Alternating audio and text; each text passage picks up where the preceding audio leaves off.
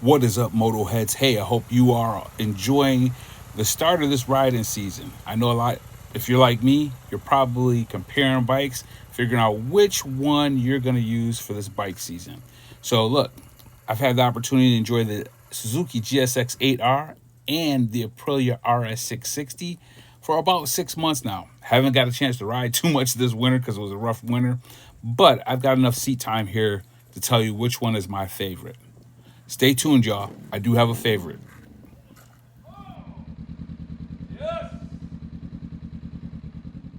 All right, y'all. So we're going to kick things off with the Suzuki GSX-8R. The numbers I'm going to provide are based on the 2025. We've got an MSRP for $96.99. That's before dealer fees and taxes and tariffs and things like that.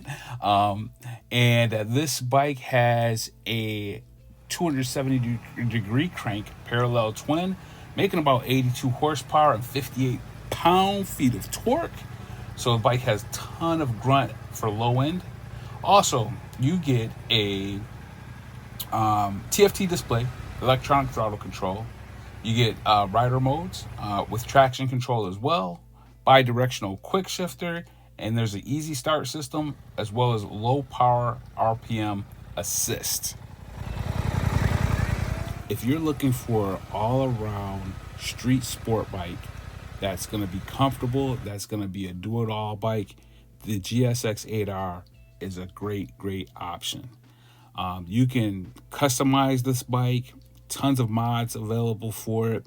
You can put on hundreds of miles. The bike is so comfortable. I've done, all-day trips on this bike and have had a ball. Super comfortable. And you can just pack on a bunch of miles. It's a do-it-all bike. It's a do-it-all machine. I've got a full review video on the GSX-8R available. Also a video on my day trip that I took on this bike. And I go into all the details of my thoughts on how great of a bike this is. Okay. So if you want more details on that, check out that video. But absolutely, the GSX-8R is an awesome machine. All right, now for the RS660, this is based on a 2025 model. This one starts at $11,749 MSRP. That's before taxes, fees, and tariffs and dealer fees. You're gonna get launch control, traction control, wheelie control, cruise control, quick shifter up and down, and then the engine mapping for modes. You're gonna get a 105 horsepower parallel 660 cc parallel twin 270 degree crank, making about 49 pound-feet of torque with 105 horsepower. So the bike definitely has some great power.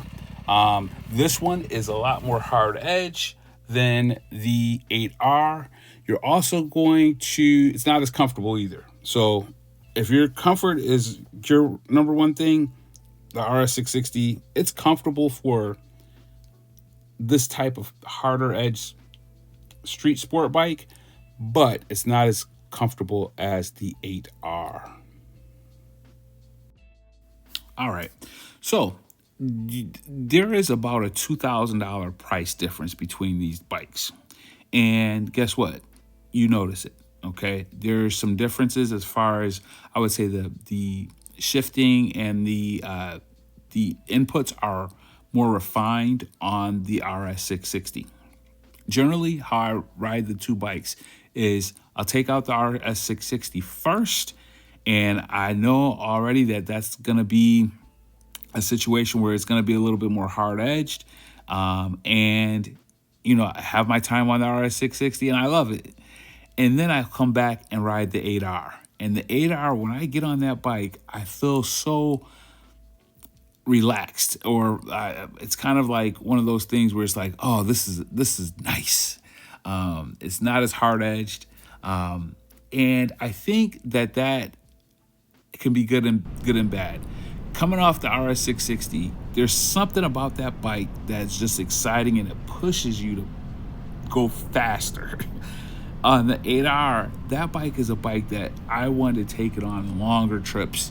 and log a lot of miles with that bike, because it's not going to be as taxing as the RS660 is.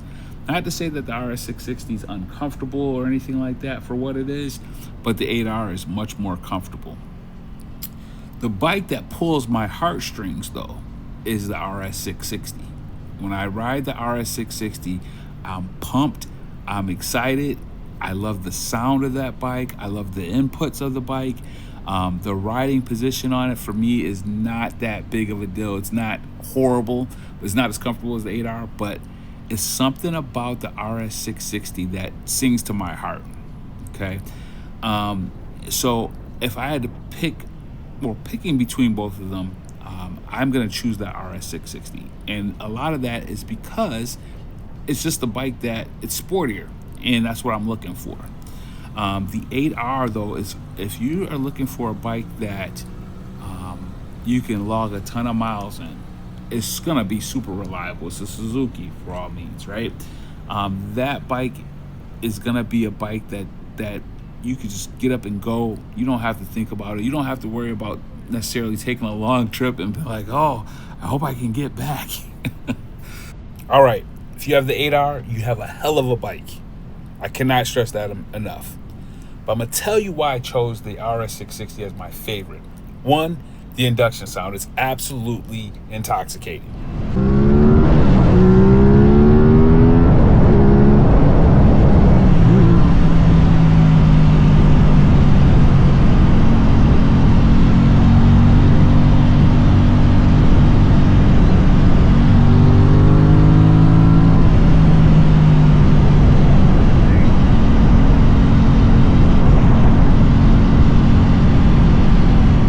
100% intoxicating.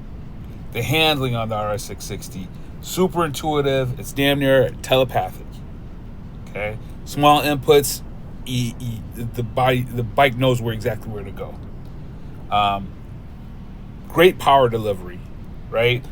100 horsepower on a 24, 49 pound-feet of torque. Great balance there. Love the factory exhaust note.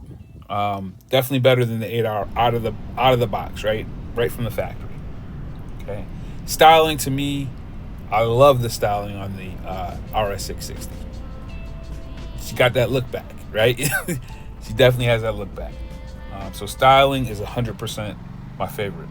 You get higher end tech package and components, the Brembos, all those things. I love the Mia, the audio phone controls. All of those things make a really complete package as far as the RS660. And yes, there is a premium, and that premium is worth it, right? If you're paying an extra $2,000 for a bike that you love, I think it's worth it. If you're shopping between these bikes, please try to ride both. Go to a demo event and ride both. Get some seat time on both. But I'm going to leave you with this induction noise, y'all. I'll check you on the next one. Peace!